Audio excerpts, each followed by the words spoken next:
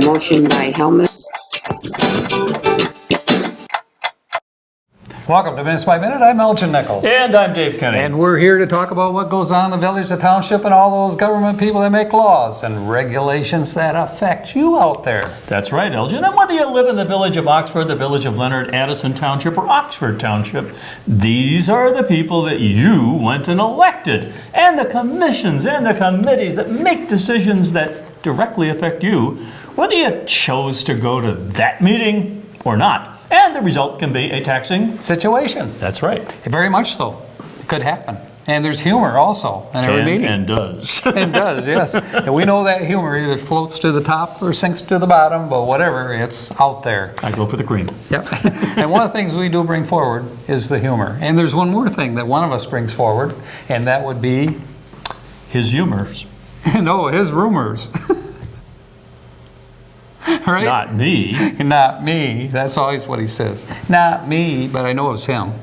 And the other thing, too, is that Minutes by Minute is a reduced version of what the actual meeting in terms of time can run. This meeting that we're doing Minutes by Minutes only take roughly a half an hour, where you could be sitting in on a meeting in the chambers for half hour, 2 hours, Or you can go to our website, OCCTV, if you're so inclined to watch the entire meeting from your easy chair with chips and a beverage.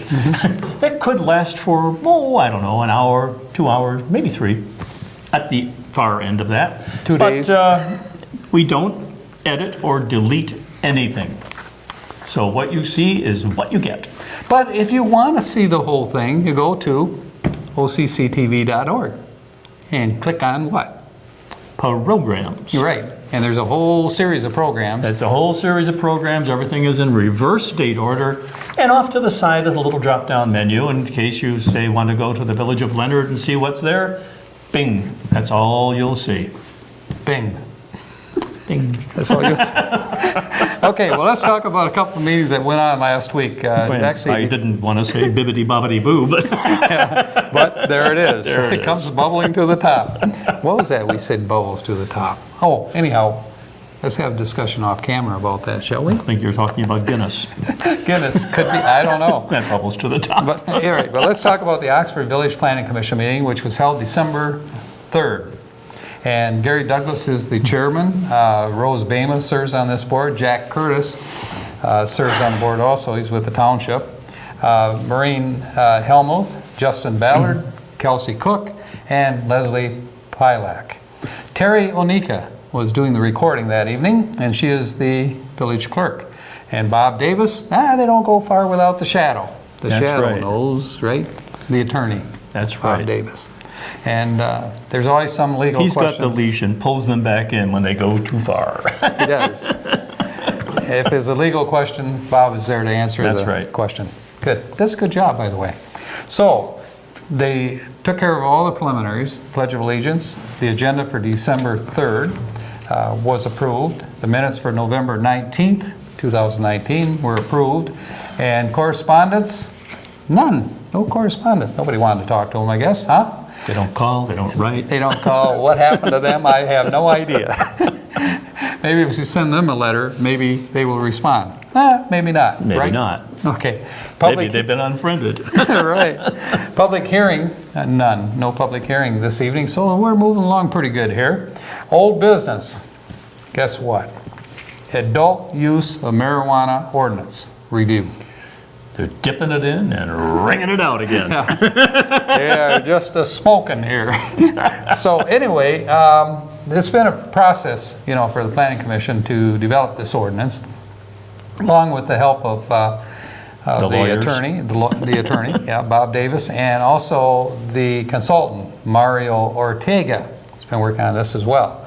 Bob got the what, and he's got the where. Yep, and they have actually corresponded back and forth via telephone and also met on various occasions to work with this, to have a document that could be handed out, which might be workable and approved down the line by the village council. You betcha.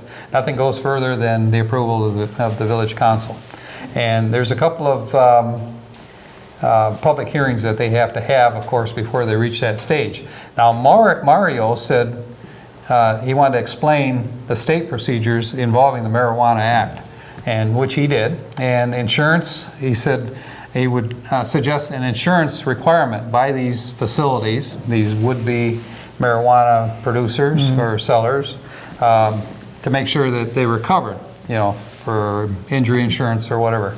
Sure. But after a lengthy discussion, the council decided, or not the council, but the commission decided, we weren't talking about the council, but the commission decided that it was something that really would be handled by insurance companies, that kind of thing, and really didn't have a place, as far as they were concerned, to wonder how dictate the long amount of insurance they would I wonder how require. long before copyright infringement comes into play, Yeah, what do you mean? when they start saying, this bud's for you. It's for you. Okay, you want to start that already, huh? Just thinking ahead. Okay, well, I can tell you one thing is that, as Bob Davis pointed out, everything is actually listed and controlled by the state right now. So they have to jump through hoops. Well, they got to be in their- total compliance with the state. They have to. Plus any extra little bits they want to throw in. Right. Once the state gives the initial approval to go forward, then they visit the village. And Is then is the county level involved at all with this? Well, in a way it is. It's an overseer, but as the state is. But normally the community would deal with the state on these particular issues. Okay. And let's say there's something more that the ordinance requires, as considering the state requirements, then they have to concur with those particular issues as well.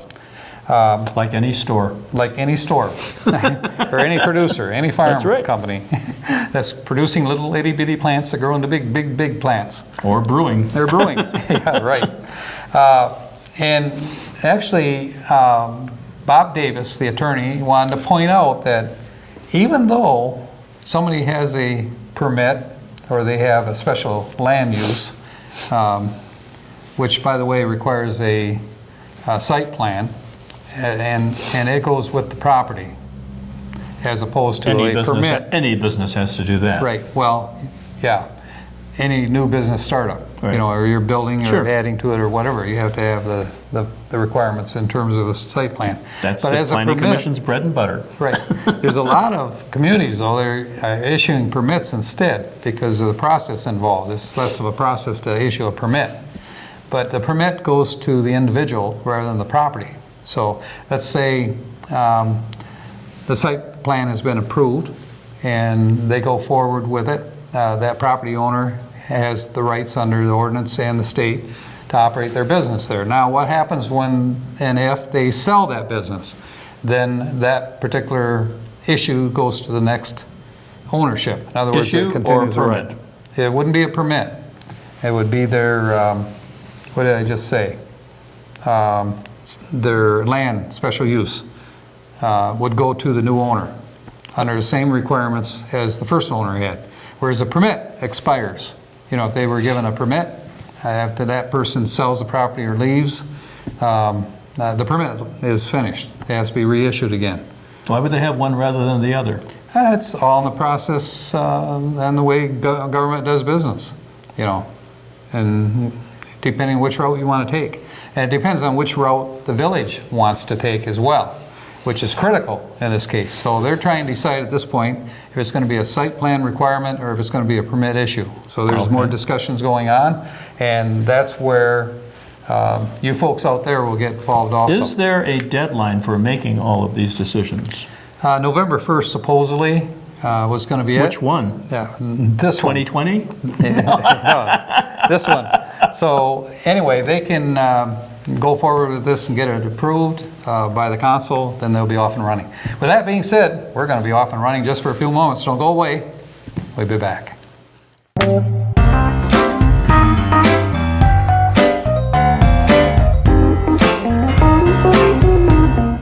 Catch us anytime on YouTube. Go to Oxford Community Television YouTube.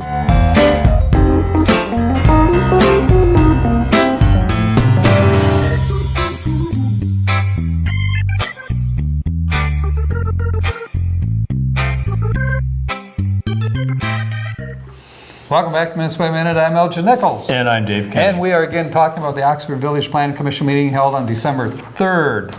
And we are talking about marijuana and the process of getting an ordinance in place. We're just weeding it out, so to speak.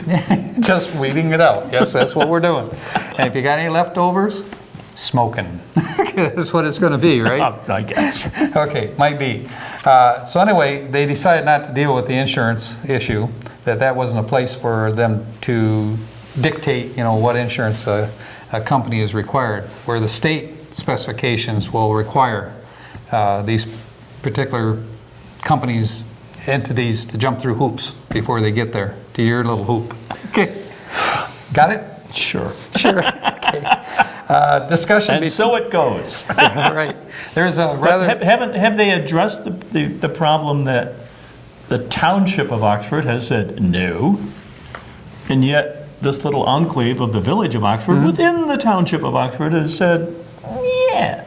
Yeah. Actually, the township has what they call opted out rather than opt in.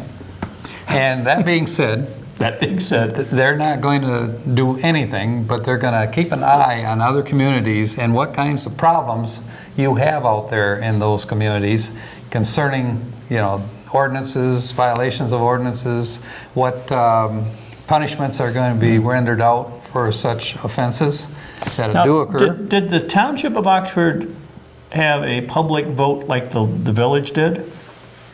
Or was No. it just a decision on the part of the township board? It was on the decision of the township trustee board. Okay, so the village is dealing with the fact that the people voted for it. Right. And they're saying, all these people want marijuana, so let's give them what they want. So that's what the village is doing. But they are designated a certain zone that this activity can go on, and it's on Glassby Street in the industrial area. So, and that's going to be the only area that it's going to commence. Industrial quality. Industrial quality. And by the way, they have to put some stacks on whatever they're producing there so the smell doesn't put you the whole sure? village to sleep. I'm pretty sure. Are you kidding Again, me? it goes under state regulation and what they do in terms of production. What are the laws relative to, once you bought the stuff, smoking it? Is there locations where you can't or can smoke it? Well, under the recreation marijuana law, you can have up to 12 plants. Yeah, Your neighbor can have 12. You Yeah. can have 12. Your other neighbor can have 12. Here 12, there 12, where are everywhere people, 12. Where are people who have it limited to smoke it? Well, are you they got to be limited within. at all? You got to be within. Supposedly, the ordinance, state ordinance, is 500 feet Of what? of a school, of a daycare center. So you can't smoke it anywhere near there. Right, but an Or ordinance. you can't sell it anywhere near there. That's correct. Where you are to sell it is going to be designated by the state Right. and by the ordinance requirements. But in terms of people smoking it, are there limitations? Well, you can't stop a person from smoking in their car, Yeah, that's unless they're in an accident. Then you can stop them for a long, long time. But And as you roll down your window and the cop says, oh boy. yeah, and the danger, and the danger lies in the fact that if you run into somebody else, you've compounded the problem. And especially if somebody's injured, which there's been a couple of serious accidents. Have they come up with a mobile test to It has to see be if there's like they test for a certain level of alcohol with people? Is there a certain level of, THC that they can test for? not without doing a blood test. I see. And normally that's done at a hospital. If you refuse to take the blood test, guess what? They got a place for you to stay until you change your mind. The law of implied consent. Yes. And by the way, there have been two very serious accidents, 2 deaths involving marijuana. One down near Detroit and one recently up in the Bay County area. So those are things that the township is saying, we want to opt out, we want to see what's going to happen, what type of ordinances are going to take place, what kind of repercussions it's going to have. I think that's a smart move on the part of the township. Now actually Orion Township, Is the Department of Agriculture involved in this? Somewhere probably, I'm not sure where, but deeply I embedded. just wondered. I don't if know. It goes under the, what is it, the DEC? Yeah, take a note. DHC. DHC. Yeah. Take a note. I don't know. But I do know Orion Township have agreed to opt in on production only. And it's very tightly regulated. Okay. The building isn't marked, so you don't know what it is.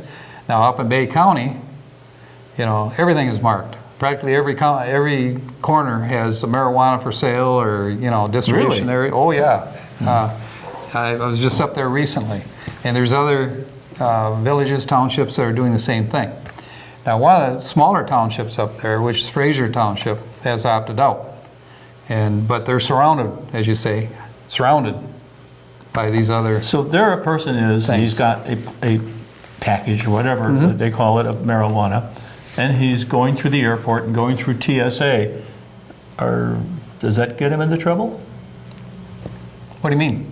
I don't know. That's why I asked you, oh mighty master of knowledge. Oh, yeah, right. Yeah, throw this one over. Okay, let me get this. They're coming through the airport and they're carrying the marijuana. No, they're going through the TSA gate. Okay. And, you know, take off your shoes and just, you know. They got 10 pounds of marijuana. I don't know. Yeah, There it's must be still, limit- there it's must still be limits. illegal. And by the way, Bob Davis points out, it's still against federal law to have the marijuana in your possession, that kind of thing. And areas that are designated as no smoking for tobacco also apply to marijuana, right? Oh, I would think so. Probably twofold. But anyway, Bob Davis feels that they're going to eventually pass it in all the states, you know, Yeah, well, federal government. I'm sure the but police there's are. no I'm sure the police are looking forward to all of that. Yeah, there's no guarantees that's going to happen. So they might put these facilities all together and invest thousands and thousands upon dollars, and only to have the federal government change their mind and step in and say no. It's still illegal, technically. It with is. the federal government. Federal government says it is illegal. And I thought that are the federal combating the state. government law trumped state law. It does trumps all laws. It does if they want to take action for the law. But it doesn't appear this federal government is practicing handling these laws and following the laws as they were meant to do. So it's hard to say, though. You know, a different Well, it's administration always might nice say, that they no, can we're pass going to... laws and then not enforce them. Yeah, right. Change in administration could, for example, turn that around and say, no, the state's, it's not good, substance abuse. So, you know, these are The gambles. story goes on. It's endless. Yep, and it's gambling. And you folks out there voted for it, so we'll see how this goes, okay? Hopefully it'll go well for you. Action to remove insurance requirement, they did do that. Violation of the ordinance. You want to know that it is prohibited through federal law, but on December 17th, there's going to be a public hearing at the Oxford Village Chambers at 7 p.m. Now that's December 17th, public hearing coming up for the marijuana. So if you want to learn more, attend that Is that a meeting. public hearing or a December town 17th. hall? No, it's public hall, public hearing. It's not town hall. Well, it isn't. No, public hearing has to be posted, you know, in the newspaper. Oh, the town and- hall is what Yeah. they're going to have to review what's going on M24. Right, and they Okay. had that already. Right. They did that the other evening. So if folks didn't attend that meeting last night, then you missed out on a pretty good session. And they'll be having more, by the way, as that comes down the line. And speaking And you've of, probably already seen the preliminaries. right. Speaking of more, we'll tell you more when we come back right after this.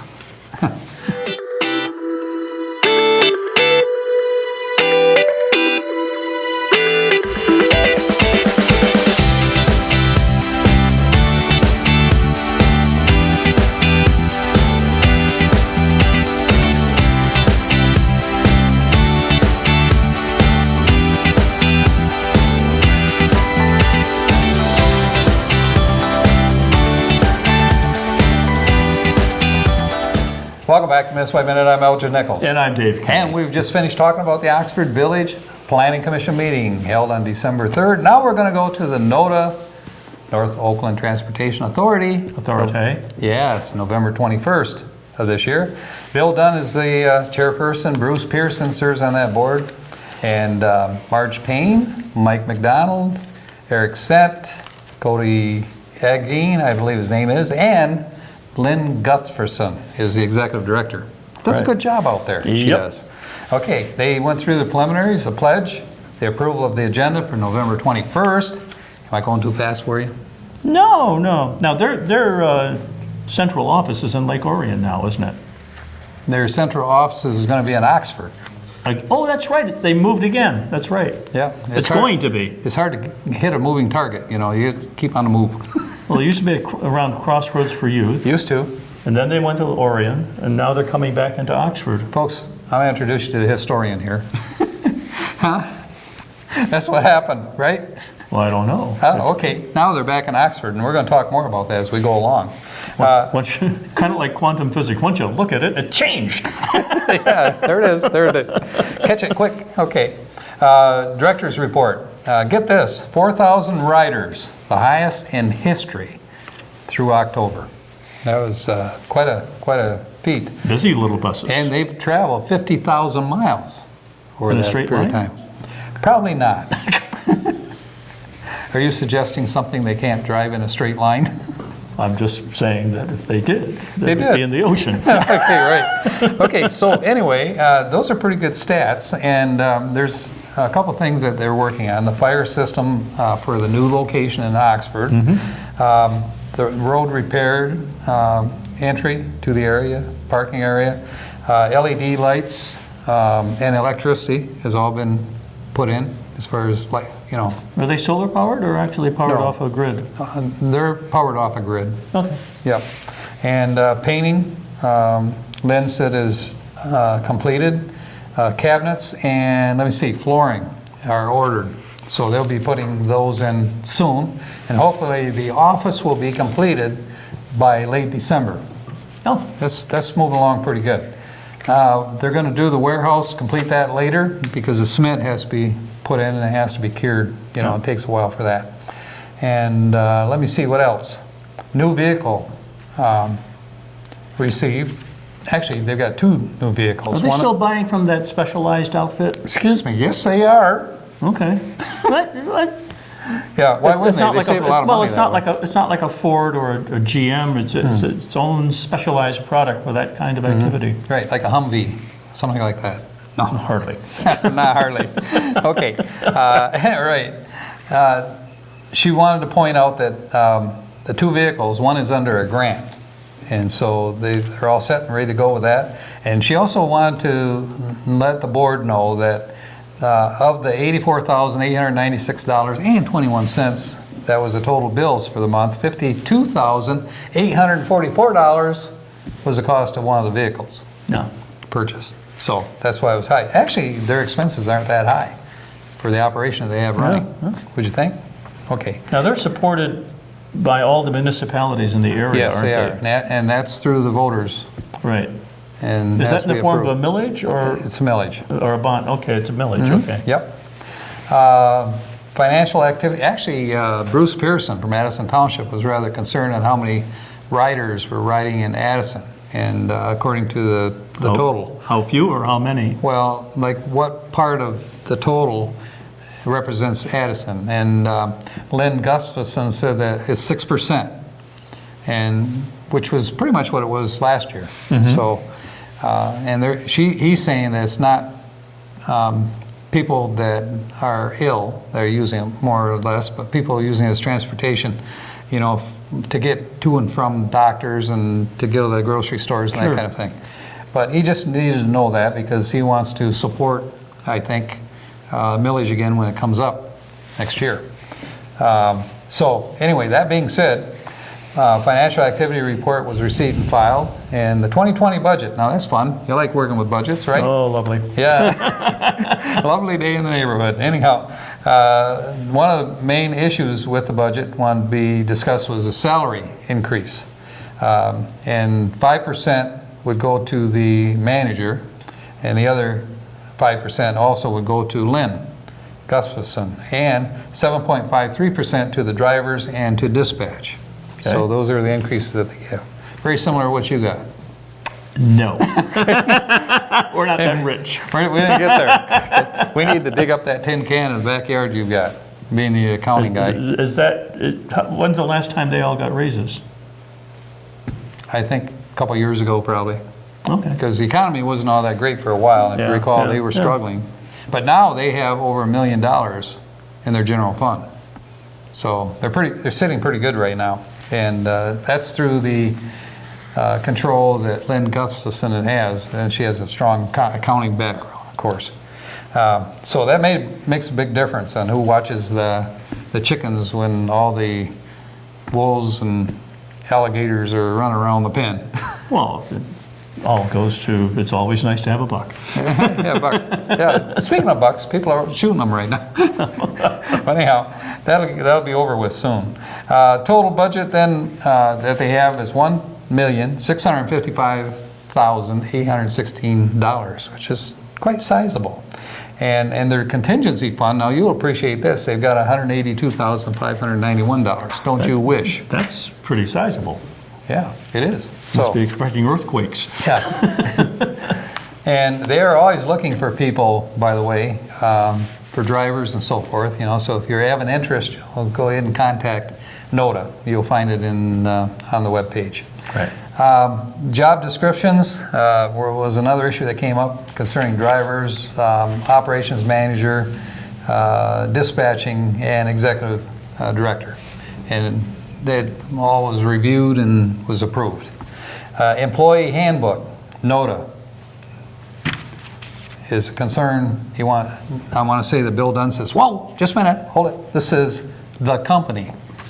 That should not be the company. It should be NODA. He says, did you understand? We are NODA. Oh, it came from a boilerplate, probably. Might have. Those boilers, they all have the same Well, name. no, they all make those generic references in there. Right. But you weren't there to describe it, as a solution that you just need to change it to NODA. Bill figured this out on his own, so there. We went through the same thing here at OCTV. Oh, experience. Okay, that does it all. Okay. New business. They want to put in an alarm and camera system. The alarm for the fire department, or for the fire alarm. And so they interviewed about 4 different companies to determine, let me see, which one of these companies is going to smoke the best? Which one's going to be there the fastest? Who's going to catch all the little criminals that are coming through the window? Let's check it out. So they did do that, and Guardian Alarm was selected for the cameras.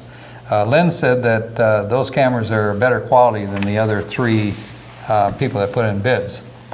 And also that there could be a grant available, for that, and Lynn is going to look into it. Apparently the cost of that is around, let me see, how much was that? Quite a bit. But anyhow, we say quite a bit. Then the other thing was the fire alarm and access control. Runs about $3,228, and actually the fire alarm went to Thumb Alarm. And one more thing, seniors transportation. How come seniors don't get a special discount? They do. So contact NODA if you have a senior event, and you'll get special terms for riding the bus.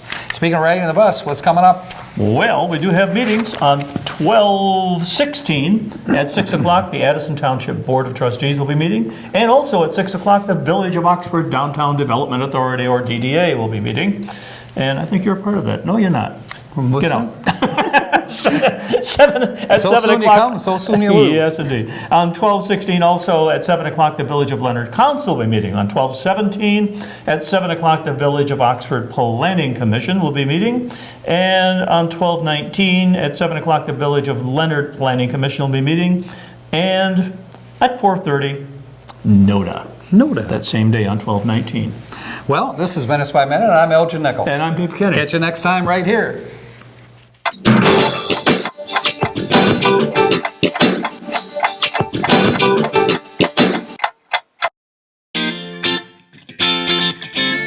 If you're interested in sponsoring a show for OCTV, please give us a call at 248-628-9658 and we'll air a promotional video for your local business.